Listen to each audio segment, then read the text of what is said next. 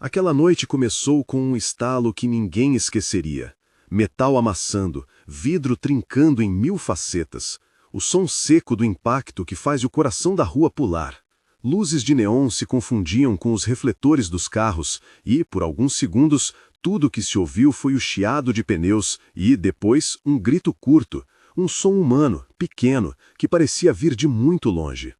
Quando a multidão se aproximou, um homem de baixa estatura estava estendido no asfalto, vivo, respirando com dificuldade, a camisa ensopada de sangue seco e sujeira.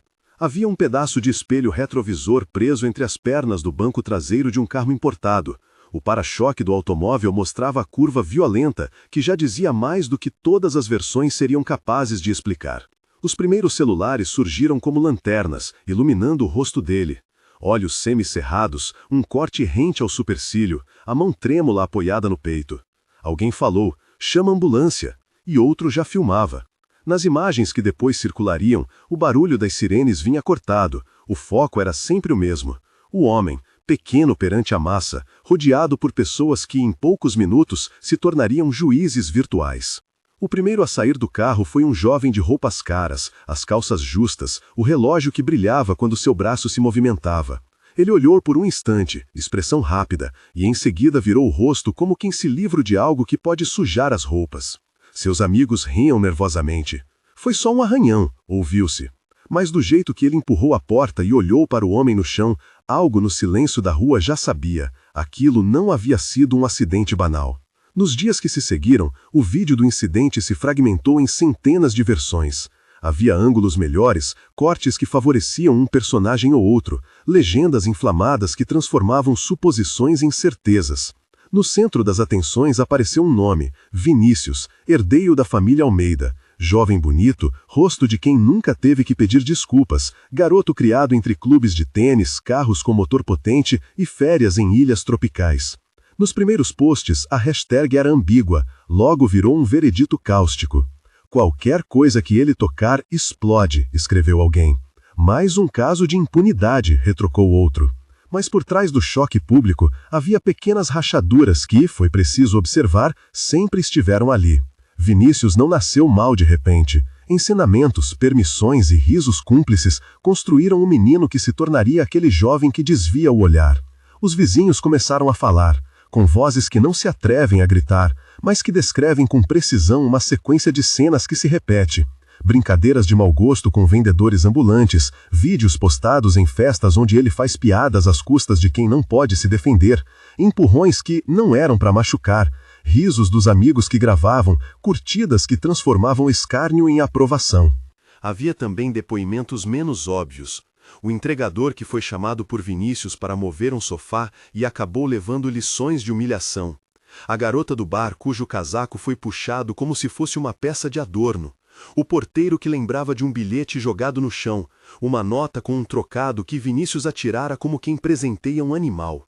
São pessoas pequenas no mapa do mundo, mas cujo relato pintava um padrão, poder usado como se não precisasse responder a nada. No apartamento de cobertura da família, a mulher que muitos conheciam apenas como dona de um sorriso impecável e jantares distribuídos em capas de revista, trancava-se no escritório com uma pasta grande e uma caneca de café. Helena Almeida, a mãe, tinha o rosto que se treinava a controlar. Havia um cansaço antigo em suas pálpebras e uma determinação que não era apenas de defesa da imagem. Filha de uma época em que reputação era moeda, ela nascera em um círculo que ensinou: há, por trás do brilho, regras que sustentam uma casa. Não era satisfação solitária a sua, era medo. Medo de ver o nome da família manchado, sim, mas também medo mais íntimo, de permitir que a herança que passaria ao filho fosse apenas luxo sem caráter. Helena conhecia Vinícius como se conhecia um vaso. Admirava o efeito quando iluminado, mas sabia onde haviam rachaduras. Ela vira pequenos episódios que ninguém veria quando as câmeras estavam desligadas. Uma gargalhada que ecoava demais ao ver alguém tropeçar, um comentário que feriu mais por cinismo do que por ignorância. Em privado, ela o repreendia, não com o rigor de antes, quando o pai ainda mandava com mãos de ferro, mas com os argumentos de quem tentava salvar uma alma, que aos poucos se acomodava no privilégio. Naquela tarde em que o homem de baixa estatura foi atingido, não foi apenas o corpo dele que sofreu o impacto. A cidade inteira se tornou um espelho onde muitos viram suas próprias faces distorcidas. Vendas de seguidores, exigência por cancelamentos, promessas de apuração, redes sociais transformaram-se em tribunais improvisados. Mas entre a algazarra e a opinião pública, havia uma pergunta concreta e incômoda. Quem dirigia o carro no momento do impacto? E, acima de tudo, houve algo ainda mais perturbador. Havia indícios de que não se tratara de infortúnio, e sim de uma ação calculada. Helena assistiu aos vídeos com olhos clínicos. Foram 3 cortes que a fizeram atravessar a sala, pegar o telefone e discar um número que, depois de anos, não tinha coragem de tocar. Vinícius, disse ela quando a voz do filho atendeu, e no tom havia menos surpresa do que uma expectativa contida. Ele respondeu com a mesma leveza marital: "Mãe, foi só um acidente, estou bem." Ela não acreditou. O modo como ele minimizava tudo estava construído com a confiança de quem sabia que havia sempre quem limpasse sua bagunça. Mas Helena sabia que palavras não bastavam. Nas semanas anteriores, ela mesma vinha colhendo sinais. Mensagens apagadas nos aplicativos, conversas sussurradas entre amigos que riam do que não era piada.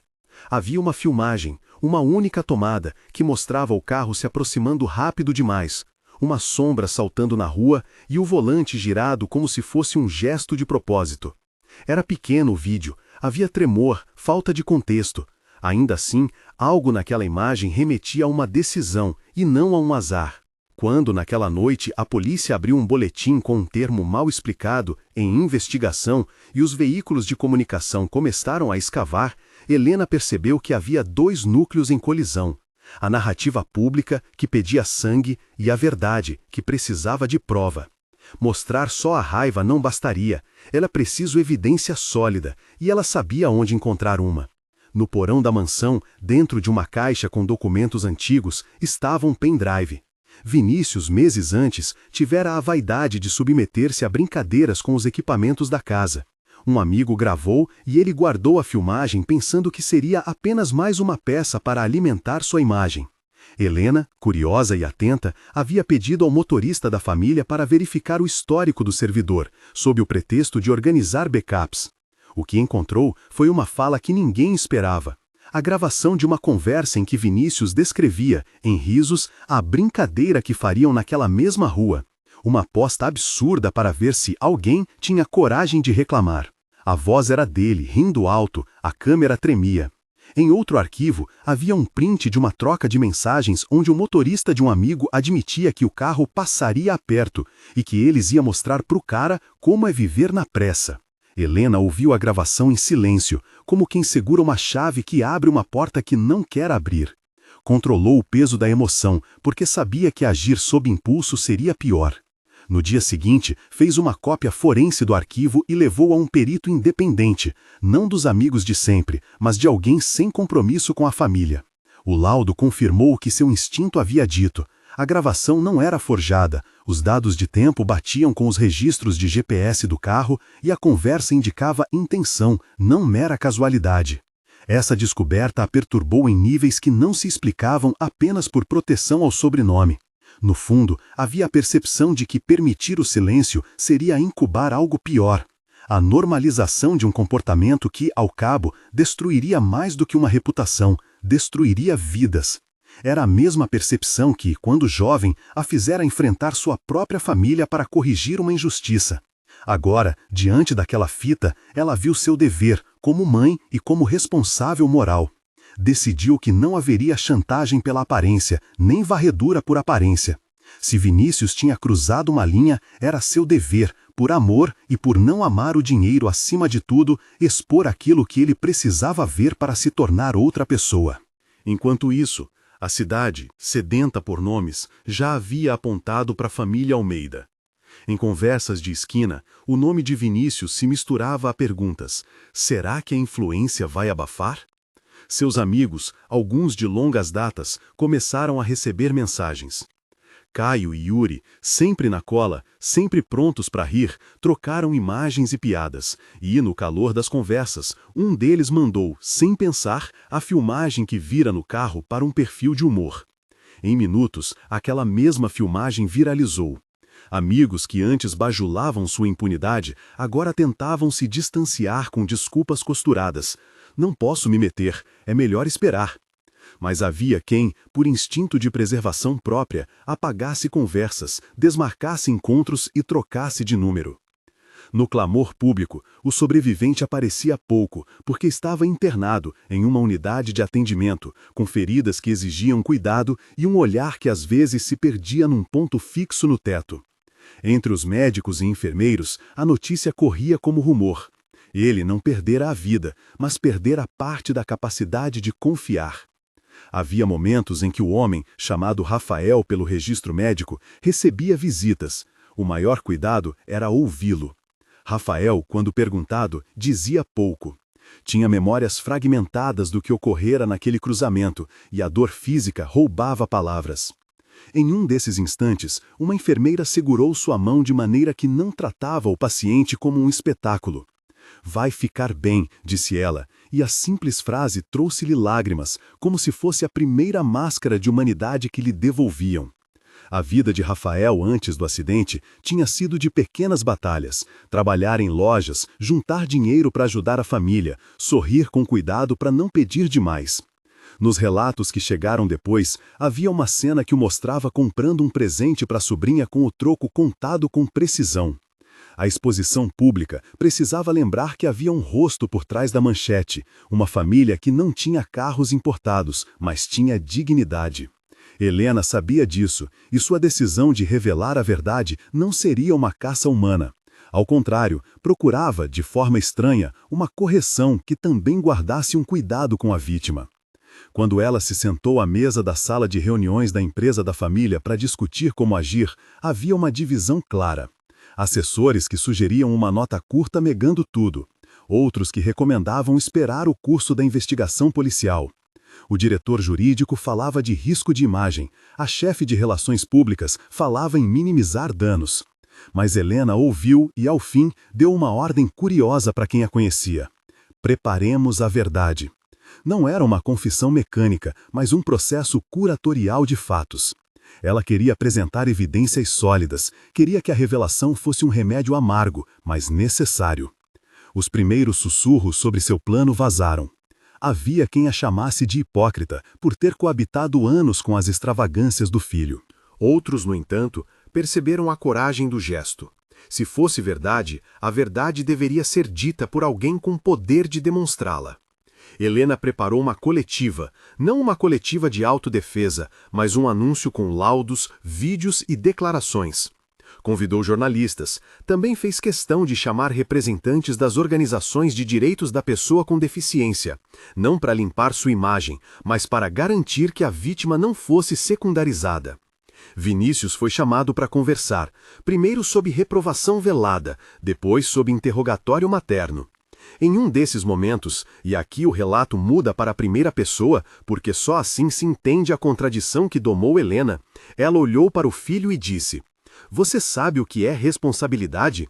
Vinícius, com a imaturidade que o hábito de ser poupado conferira, respondeu com a petulância que já se tornara natural: "Responsabilidade é o que eu tenho com a família, mãe, não confunda."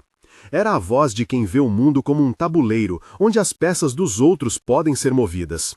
Naquele instante, Helena sentiu uma fissura se abrir. Amor materno e dever moral colidiram. Ela sentiu raiva, junto de um medo frio.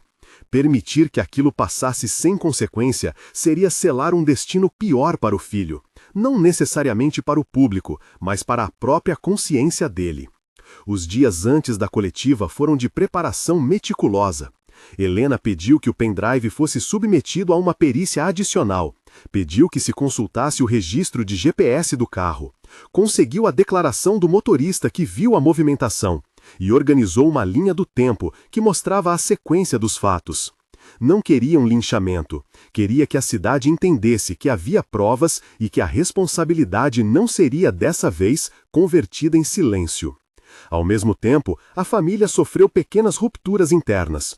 Alguns conselheiros pediram que aquilo fosse tratado com discrição. Havia o temor real de que o nome na capa fechasse portas nos negócios. Mas para Helena, a decisão já passara do negócio para o humano.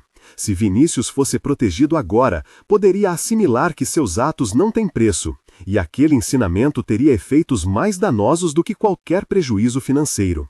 A coletiva foi marcada para um salão com paredes de vidro. Câmeras se alinhavam como aves, microfones eram pontes ardilosas que sugavam respostas. Quando Helena entrou, a sala se encheu de um silêncio pesado, parte expectativa, parte julgamento. Ela não vestiu a armadura da defesa, vestiu um casaco simples, sem ostentação. No centro da mesa, colocou uma pasta com documentos e um tablet com a filmagem que até então poucos tinham visto. Havia também um representante da defesa do paciente, indícios de que a família do homem atingido queria ser ouvida. Antes de abrir a boca, Helena olhou para o público com a serenidade de quem decide não flertar com mitos. Seus dedos tocaram o tablet e ela iniciou a reprodução. O vídeo mostrou o carro aproximando-se rápido demais, o choque de som e, por fim, a sombra que se projetou. Em seguida, laudos técnicos projetaram linhas, tempos, horários. A plateia, por um momento, ficou muda. O que ela pretendia era falar menos com a fome das manchetes e mais com o desejo de que a verdade fosse vista com clareza. E então ela falou, com voz firme. Não era apenas o carro que estava em cena. Era a voz do filho confessando, em gravação anterior, que tratavam aquilo como brincadeira e teste. A plateia fez-se pequena. Naquele anúncio, Helena não só entregou a prova, ela contou como chegar até ali. Contou sobre a gravação, sobre o perito, sobre a confraternização que deu início à ideia de brincadeira. Quando terminou, colocou na mesa a última peça, uma mensagem de texto do motorista de um amigo admitindo que sabiam que iam assustar o sujeito com o horário batendo com o registro do GPS do veículo.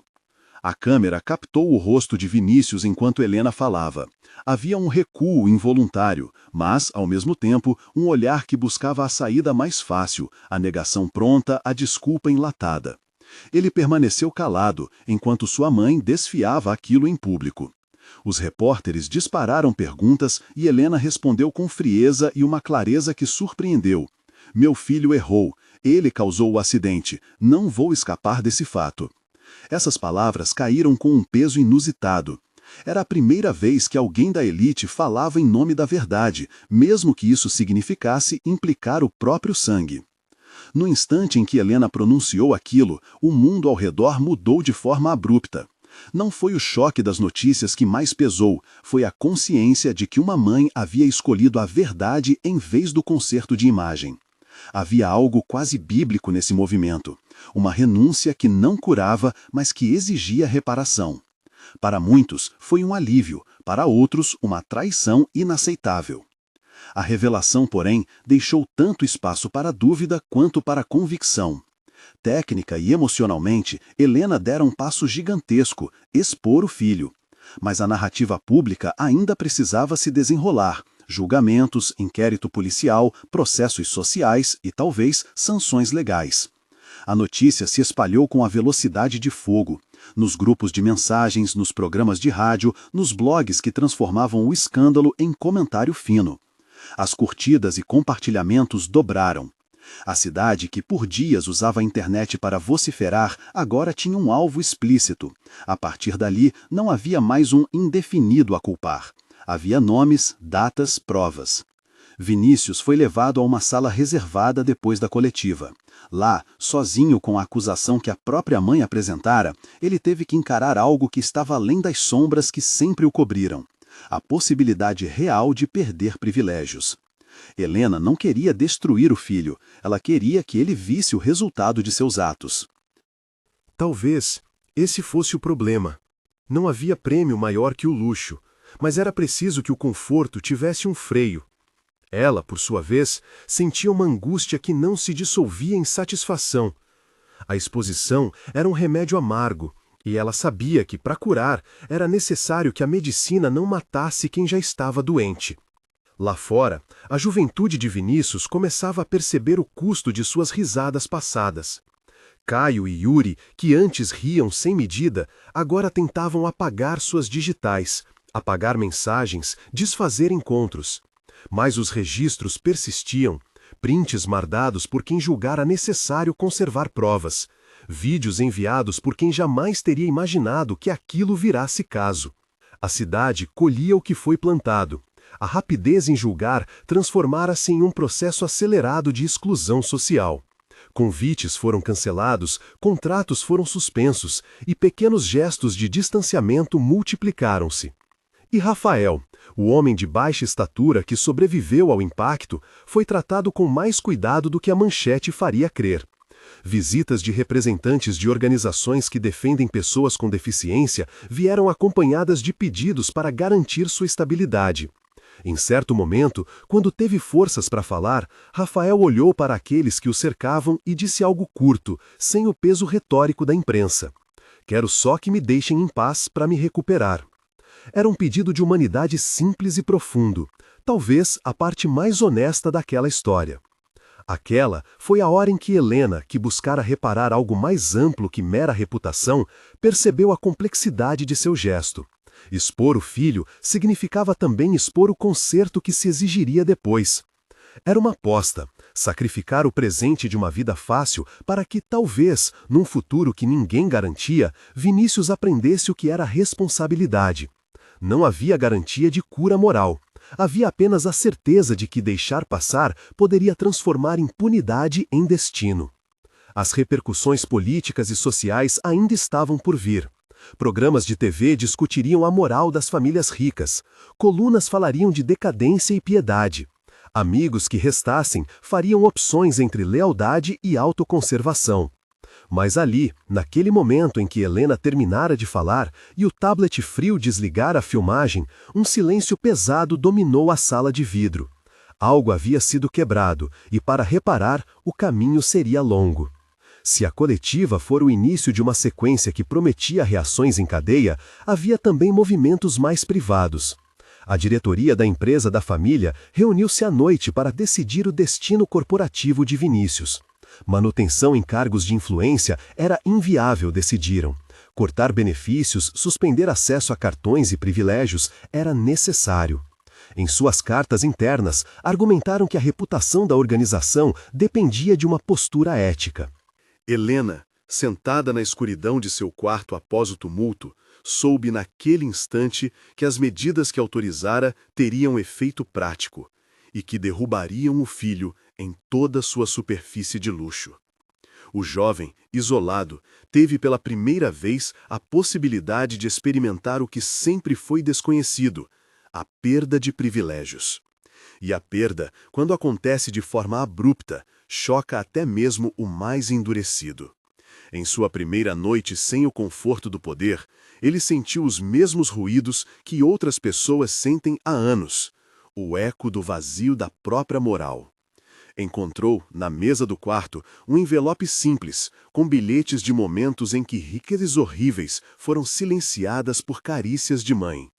A leitura dos bilhetes não devolvia as palavras certas, devolvia a culpa sim, mas também a possibilidade, tênue, de escolha. A cidade, nesse ínterim, tornara-se um organismo curioso. Por um lado, julgava com severidade. Por outro, pedia que o devido processo fosse respeitado.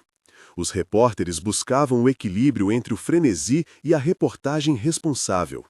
As autoridades, pressionadas pelas vozes públicas, moviam investigações com cuidado para não incendiar ainda mais. Havia o risco de transformar tudo em espetáculo. Havia também a chance de construir uma resposta que se dedicasse à justiça e não ao linchamento. E quando Vinícius foi, enfim, formalmente notificado por um inquérito, ele leu cada linha como quem pega uma sentença futura. Era o início de um processo que poderia definir a trajetória de sua vida. A mãe, por sua vez, observou tudo com olhos que não se convenciam de que o dano já estava sanado. Ela sabia que uma confissão pública ou um processo não eram o mesmo que arrependimento. Queria que ele aprendesse, e o caminho para isso passava por perder as redes que o alimentavam. A multidão online acompanhou cada passo com ansiedade. Vídeos que antes o mostravam em festas foram revistos com lentes de crítica. Comentários que antes elogiavam sua ousadia, agora enumeravam palavras como culpa e responsabilidade. Amigos que permaneceram em silêncio foram acusados de conivência. Pessoas que antes sorriam com ele, agora desviavam o olhar. O preço da descida social era experimental e avassalador. No entanto, em meio à tempestade, duas cenas menores continuavam a tocar a narrativa de forma mais humana. A primeira foi um pequeno gesto no hospital. Um menino da rua que reconhecera Rafael entregou-lhe uma flor cinja, ainda meio murcha, como se a delicadeza valesse mais que qualquer dinheiro. A segunda cena aconteceu numa tarde chuvosa, quando a mãe de uma colega do colégio de infância de Vinícius passou pela praça e olhou para a vitrine onde havia um cartaz convocando para uma vigília em apoio à vítima. Ela, que conhecia a família de Helena há anos, sentiu um desconforto que a levou a procurar uma conversa com a mãe do jovem ferido. Ele não é só um nome, disse a mulher, e naquele instante algo parecia se rearranjar. Entre as grandes manchetes existiam pequenas pontes de humanidade.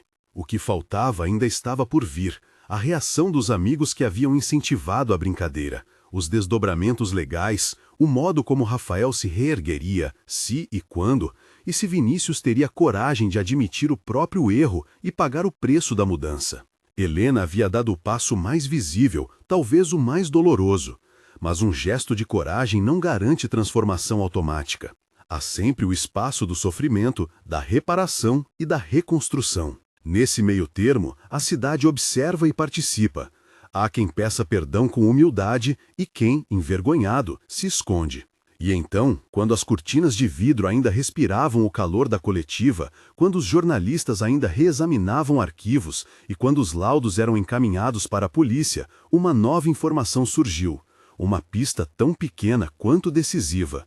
Uma câmera de segurança da esquina mostrava em resolução ruim o instante exato em que o volante foi girado de maneira brusca e que, segundos antes, uma figura no banco de passageiros mexera no celular e sorriu. A imagem, ainda a ser periciada, poderia confirmar indícios já reunidos ou abrir novas linhas de defesa. A peça que faltava para encaixar a narrativa estava ali, nas margens do vídeo que precisaria de luz. Helena, ao saber dessa nova imagem, sentiu uma mistura estranha de alívio e medo. Era mais uma prova para sustentar a verdade, mas também trazia a certeza de que a maquinaria agora em movimento não poderia ser contida. Ela observou o mundo ao redor com a mesma seriedade com que, anos antes, decidiram o futuro da família. Não estava salvando o filho de consequência, estava tentando preservá-lo de tornar-se irreparável. E enquanto isso, Rafael seguia internado, cercado por cuidados que não se reduziam a curativos. Sua recuperação seria lenta, sua voz precisava de tempo. A cidade, que tantas vezes se alimenta de sangue, começava a perceber que havia uma possibilidade humanitária no meio da tempestade. A pergunta que pairava no ar como fumaça era simples e cruel. Uma mãe pode salvar um filho, punindo-o? Pode o poder ser instrumento de justiça em vez de escudo? A resposta parecia depender do que viria a seguir, da postura de Vinícius, das investigações, das decisões dos que agora tinham papel público. Naquele ponto exatamente, quando a notícia começava a se cristalizar em versões que tanto condenavam quanto pediam paciência, Helena fez uma escolha pública de recuar para a ação. Ela anunciou que aguardaria as conclusões legais, que colaboraria com a polícia e que faria questão de que Rafael recebesse todo o apoio necessário. Não era uma espécie de absolvição, era um compromisso de que se sua família havia ferido alguém, pagaria um preço que não se medisse só em dinheiro. A coletiva terminava, as luzes apagavam e as vozes lá fora já se multiplicavam. Mas para a família Almeida, as consequências eram concretas. Ordens internas cortaram privilégios. Cartões de crédito foram recolhidos. Acesso a carros da frota foi suspenso. O perfil de Vinícius nas redes voltou a ser privado. Não se tratava só de punição simbólica.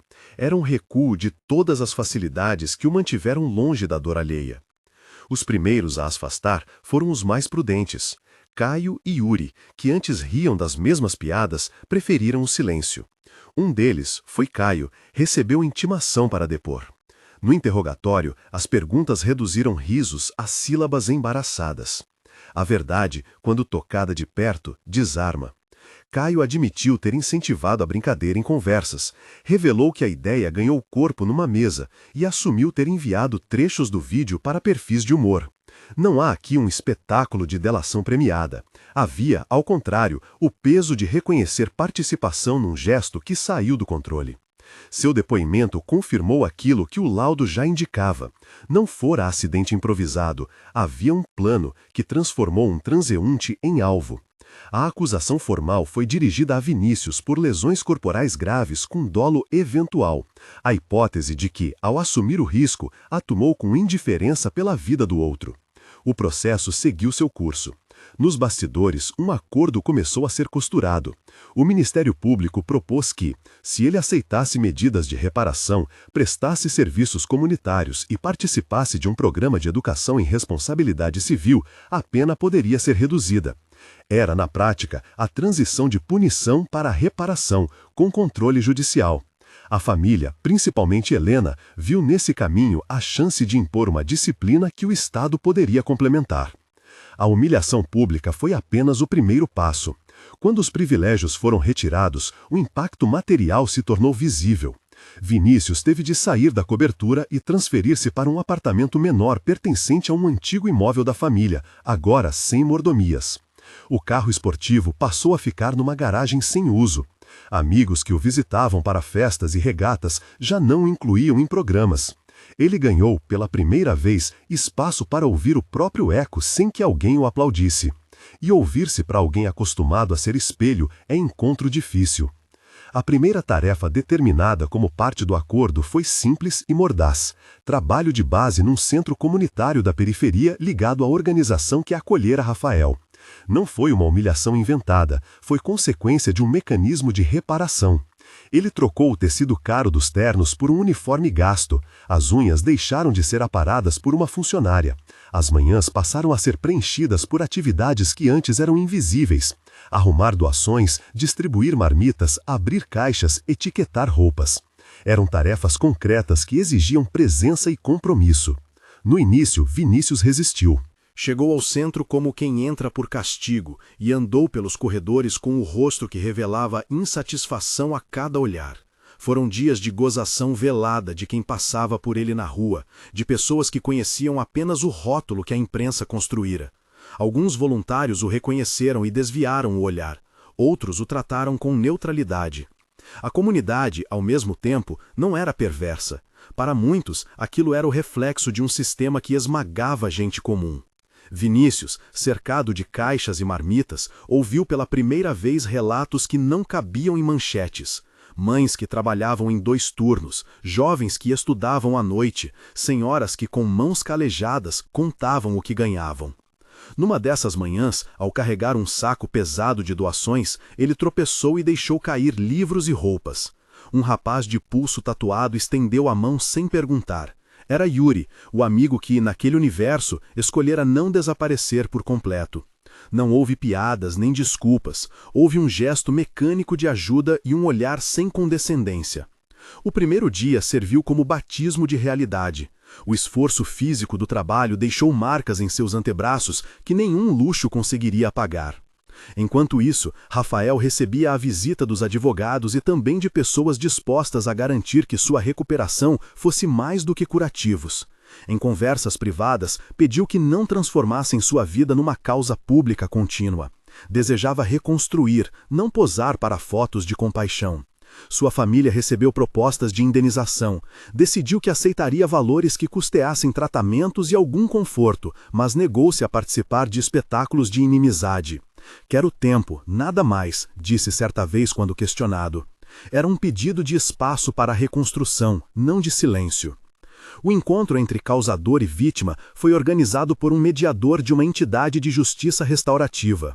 A ideia era simples: promover um diálogo controlado, em que o ofensor ouviria o que causara e responderia de maneira responsável. Para muitos, era um teste que poderia ou não levar à redenção. Para outros, era apenas peça de retórica. O dia do encontro teve clima pesado. Helena acompanhou de longe, sem entrar na sala. Não era preciso, seu gesto já ecoara. Quando Vinícius entrou, encontrou Rafael sentado numa cadeira firme. Não havia câmera, apenas 2 famílias e um mediador. O silêncio foi navio. Vinícius começou com palavras ensaiadas que logo soaram insuficientes diante do olhar direto de Rafael. Não sei o que dizer, gaguejou. Rafael, com voz mansa e pouca teatralidade, falou com uma precisão que cortou. Não procuro sua lágrima, procuro verdade, procuro que isso não aconteça com outra pessoa. Havia remoção de ódio em suas frases, uma clareza que vinha da dor e de quem prefere caminhar em frente. Não pediu vingança, pediu responsabilidade. A contrição demorou a surgir. Vinícius falou sobre pressa, sobre festas, sobre como havia se deixado levar por apostas tolas. Mas as palavras, por si, não bastaram. O mediador propôs ações concretas, trabalho contínuo com vítimas de violência, palestra em escolas sobre o uso do poder, participação em programas de treinamento sobre empatia. O acordo teve assinatura e validade judicial. Havia consequência real, não espetáculo. A mãe, Helena, assistiu a tudo com um rosto que mesclava orgulho e pesar. O gesto que a tornara alvo de críticas salvou o processo de não ficar apenas em escândalo. Ela defendia sua decisão em entrevistas com uma franqueza que incomodava os que esperavam deferência. Não protegia o filho para proteger o erro, disse em certa ocasião. E essa frase caiu como sentença moral em mesas diversas. Havia coragem em sacrificar imagem para preservar algo maior, ainda que essa preservação exigisse dolorosos cortes. O caminho de Vinícius foi lento. Foram meses de manhãs no centro comunitário, tardes em audiências e noites que o encontravam sozinho, sem amigos de outrora. A solidão começou a dissolver a insensibilidade que antes o cobria. Em dias de chuva, ao distribuir cobertores, viu um rosto conhecido entre os acolhidos. Um homem que, anos antes, recebera sua piada como humilhação pública. O encontro quase o fez desmaiar. O homem olhou, reconheceu e não atacou. Pediu apenas que o tratassem com dignidade. A humilhação do passado voltou como lição. Houve também resistências externas. A família de alguns dos amigos contestou o que consideravam exposição desmedida. Colunistas acusaram Helena de teatralidade. Parte da imprensa tratou o movimento como um folhetim moral. Porém, a resposta institucional foi clara. Havia processo e havia acordo. Nada foi imposto sem aval de órgãos competentes. Essa barreira jurídica foi essencial para que o caso não descambasse para linchamento. A verdade, ali, foi tratada de forma que a lei pudesse acompanhar. Com o tempo, pequenas mudanças se tornaram visíveis em Vinícius. Não era arrependimento épico, não era purgação. Eram atos discretos que, somados, desenhavam um novo perfil. Ele passou a chegar no centro antes do início do expediente, checar se as entregas estavam certas, consertar portas que rangiam. Aprendeu a escutar sem interromper. Certa tarde, estava na cozinha social quando uma cozinheira o repreendeu por lavar as mãos com pressa. Ele ficou parado, olhou para as próprias mãos e fez o que nunca tivera que aprender. Voltou a cada prato recolhido, olhou o rosto que recebia a comida. Pequenos gestos que ganharam significado. Helena, por sua vez, enfrentou uma tempestade interna. A relação com o filho, depois da exposição, ganhou uma honestidade dura. Ele a acusou de ter preferido a verdade ao vínculo, e ela o acusou de ter preferido o prazer ao respeito. Ambos sentiram dor. Em conversas longas, sem púlpito, tentaram recompor um fio mínimo. Não era perdão automático, era construção de base para que algo pudesse emergir. Em noites em que a casa parecia enorme demais, Helena relia cartas antigas, memórias de quando ele era criança, e o mundo cabia numa bola colorida. Essas lembranças não apaziguavam a culpa, mas alimentavam a urgência. Rafael, ao sair do hospital, recebeu cuidados materiais pela compensação acertada, mas recusou encenação. Preferiu voltar ao trabalho e à rotina com a mesma firmeza com que pedira tempo. A vida lhe deu, lentamente, reconstrução. Havia, no entanto, o trauma. A rua e a pressa jamais seriam vistas por ele da mesma forma. Em semanas de recuperação, encontrou solidariedade de pessoas que antes apenas curtiam uma postagem. A generosidade pequena de um menino que levou uma flor murcha marcou ainda mais do que notas milionárias. Para Rafael, o que importava era respeito e futuro. O caso virou um ponto de discussão pública, debate sobre a responsabilidade de famílias ricas, sobre o papel das redes sociais em amplificar crueldades e sobre a necessidade de mecanismos que transformem punição em reparação. Em algumas escolas, o episódio foi usado como estudo de caso. Professores discutiram as linhas que separam diversão de dano. A sociedade, ao menos por certo tempo, assistiu a uma lição aplicada nas páginas de jornais e nas rodas de conversa. O final desse processo, contudo, não foi um apaziguamento universal. Nem todas as feridas se fecharam. Houveram boatos, rancores persistentes e uma fatia da opinião pública que não perdoou Helena por ter exposto o próprio sangue. Mas houve também pessoas que agradeceram por ela ter decidido agir. No balanço de perdas e ganhos, a família perdeu conforto e encontrou um possível início de consciência. Vinícius perdeu amigos e talvez reencontrou limites. Rafael perdeu a sensação de segurança na rua, mas recebeu reconhecimento e auxílio prático. Meses depois, num fim de tarde, o narrador viu Vinícius pedalando uma bicicleta emprestada ao longo de uma ciclovia. O rosto mostrava marcas de trabalho e insônia, mas uma espécie de calma nova. Ele entregava marmitas para um ponto mais afastado e cruzou por um grupo que reconheceu o gesto e, sem alarde, falou algo simples. "Boa tarde." Ele sorriu, sem pressa. Era um sorriso que não pedia aplauso. Do outro lado da avenida, Rafael passava com sua sobrinha, que acenou com a flor ainda viva no cabelo. A cidade assistia, como sempre, pronta para julgar, pronta também para, talvez, reconhecer pequenas transformações. O que ficou, ao fim, foi uma pergunta que não se desfaz em manchete. Quando a verdade é trazida à tona por alguém que tem poder, ela cura ou apenas expõe? As respostas variam. Para alguns, a exposição foi necessária para que a justiça fizesse o seu trabalho. Para outros, foi um avesso de vergonha que não deveria ter sido pública. O que se pode dizer com alguma certeza é que a escolha de Helena gerou um processo, doloroso, público e sujeito a falhas, que colocou diante da lei e da sociedade a responsabilidade que já existia. A consequência foi medida, e a possibilidade de mudança real. No fim, nada do que se fez apagou totalmente a noite do impacto. Mas a narrativa ganhou contornos diferentes. Não foi só queda. Houve consequência e oferta de reparação. A mãe que revelou o culpado não foi apresentada como heroína nem como carrasca. Foi, acima de tudo, humana, capaz de defender um valor que considerou maior que a aparência.